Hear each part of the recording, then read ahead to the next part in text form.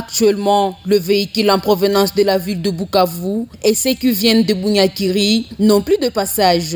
Plusieurs d'entre eux sont embourbés depuis des jours maintenant à partir de l'endroit du Chepadiri jusqu'à Boulambika. Selon un constat fait ce jeudi 22 février 2024, ce sont de grands bourbiers qui ont envahi cette route juste après le parc national de Kaouzi-Biega jusqu'à Bunyakiri. Des trous béants sur cette route constituent un véritable calvaire aux usagers, surtout en cette période pluvieuse. Les usagers de cette route éprouvent donc d'énormes difficultés sur moto car le véhicule ne peut plus atteindre le centre de Bunyakiri. Il suffit donc de traverser le parc national de Kaouzi-Biega à partir du village Madiki, situé au pont kilométrique 26 à l'endroit connu sous le nom de Chepadiri, pour vivre ce véritable calvaire. Alors qu'il y a de cela 6 mois que le bourbier avait été supprimé sur cette route depuis Miti jusqu'à Bunyakiri, cette route reste toujours impraticable. Cette route d'intérêt général nécessite donc des travaux d'assainissement et des cantonnages manuels réguliers pour sauver tant soit peu la situation selon certains usagers interrogés par votre chaîne.